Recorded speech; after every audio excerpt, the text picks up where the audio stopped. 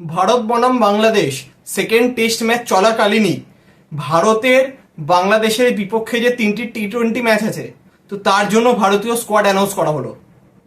তো এই স্কোয়াডেতে যে সকল ভারতীয় প্লেয়াররা টেস্ট টিমে রয়েছে তাদের কাউকে রাখা হয়নি, কারণ বাংলাদেশের বিরুদ্ধে 3টি টি-20 ম্যাচের পরই রয়েছে কিন্তু গুরুত্বপূর্ণ নিউজিল্যান্ড টেস্ট সিরিজ, যেখানে ভারতীয় দল 3টি টেস্ট ম্যাচ খেলবে এবং তারপর সেই বর্ডার গাভাস্কার ট্রফি অস্ট্রেলিয়ার মাঠে 5টা টেস্ট ম্যাচ। তো তার আগে কোনো প্লেয়ারের মাইন্ডসেট যাতে চেঞ্জ না হয় বা যাতে কোনো পরিবর্তন না হয়, সেই টেমপ্লেটটাকে মেনটেন করার জন্য কোনো প্লেয়ারকেই, যারা ভারতীয় টেস্ট দলে রয়েছে সেরকম কোনো প্লেয়ারকেই টি-20 স্কোয়াডে রাখা হয়নি।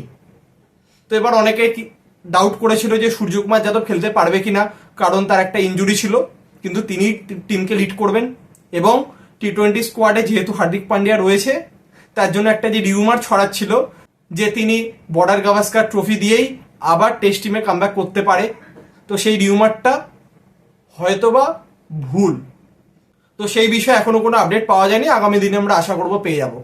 তো এই স্কোয়াডে রয়েছে বেশ কিছু চমক, তার মধ্যে অত্যন্ত গুরুত্বপূর্ণ হচ্ছে মায়াঙ্ক যাদব, তিনি সুযোগ পেয়েছেন, এবং নীতিশ কুমার রেড্ডি, এই অলরাউন্ডারকেও সুযোগ দেওয়া হয়েছে। তো আমরা আগে এক নজর আগে স্কোয়াডটা দেখে নেব, তারপর সেই স্কোয়াড নিয়ে একে একে আমরা আলোচনা করব। আমরা যদি স্কোয়াডটা দেখি, Suryakumar Yadav captain, Abhishek Sharma, Sanju Samson wicket keeper, Rinku Singh, Hardik Pandya, Riyan Parag, Nitish Kumar Reddy, Shivam Dube, Washington Sundar, Ravi Bishnoi, Varun Chakraborty, Jitesh Sharma, Harshdeep Singh, হর্ষিত রানা এবং মায়াঙ্ক যাদব। তো এই যদি স্কোয়াডটা যদি আমরা যদি এক এক করে যদি নজর রাখি, সূর্যকুমার যাদব তো ঠিকই আছে। অভিষেক শর্মা, যাকে নিয়ে চর্চা হচ্ছিল যে জিম্বাবুয়ে সিরিজে সুযোগ পাওয়ার পর তারপরে সিরিজে তাকে ড্রপ করানো হয়েছিল, তো তিনি দলে জায়গা করে নিয়েছেন। সঞ্জু রয়েছেন, রিঙ্কু তো থাকবেনই, হার্দিক রয়েছে, রিয়ান পরাগ ভালো পারফরমেন্স করেছে, তিনি তো থাকবেন। নীতিশ কুমার রেড্ডির ডেবিউ হয়েছে, তিনি আইপিএলে সানরাইজার্স হায়দ্রাবাদের হয়ে যথেষ্ট ভালো পারফরমেন্স করেছে, মিডিয়াম ফাস্ট বোলার এবং ব্যাটসম্যান। তো ভারতীয় দল ফাস্ট বোলিং অলরাউন্ডার খুঁজছে, সেক্ষেত্রে অবশ্যই একটি ভালো চয়েস। হয়তো আমরা এক্সপেক্ট করেছিলাম যে হয়তো ভেঙ্কটেশ আইয়ারও হয়তো সুযোগ পেতে পারে, কিন্তু তিনি পাননি। শিবম দুবে তো থাকবেই, ওয়াশিংটন সুন্দর, রবি বিষ্ণই থাকবে, বরুণ চক্রবর্তী তিনি আবার কামব্যাক করেছেন টি-20 টিমে। তো তিনি 2021 সালে ভারতীয় দলে প্রথমবারের জন্য সুযোগ পেয়েছিলেন, এবং আমি আবারও বলবো যে তার ক্ষেত্রে কিন্তু তখনকার যে ম্যানেজমেন্ট বেশি হুড়োহুড়ি করেছিল, আইপিএল এর পারফরমেন্সকে বিচার করে তাকে হুড়োহুড়ি করে দলে নেওয়া হয় এবং তাকে ওয়ার্ল্ড কাপ খেলতে পর্যন্ত পাঠিয়ে দেওয়া হয় দুবাইয়ের মাঠে, যেখানে চাহাল বা কুলদীপ কাউকে নিয়ে যাওয়া হয়নি।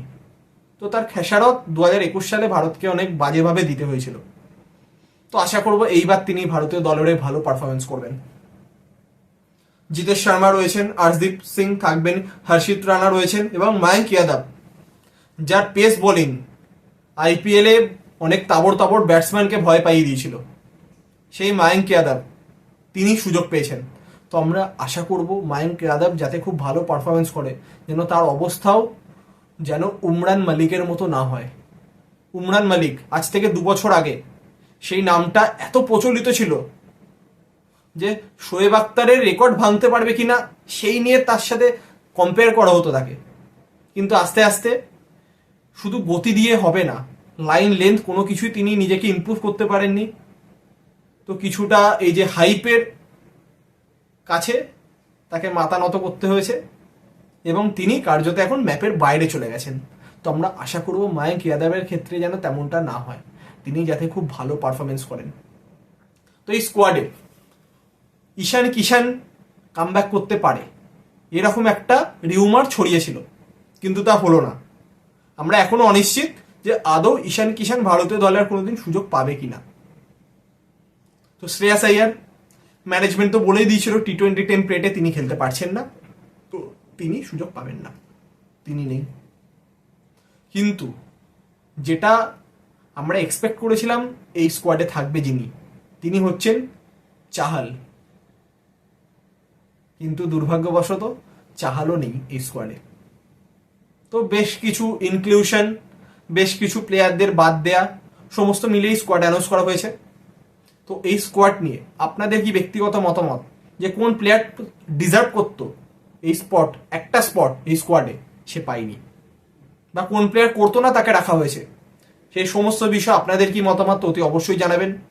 এবং আমরা আশা করব সূর্যকুমার যাদবের নেতৃত্বে বাংলাদেশের বিরুদ্ধে টি-20 সিরিজে ভারতীয় দল যাতে খুব ভালো পারফরমেন্স করে এবং বাংলাদেশকে 3-0 ব্যবধানে হোয়াইট ওয়াশ করতে পারে।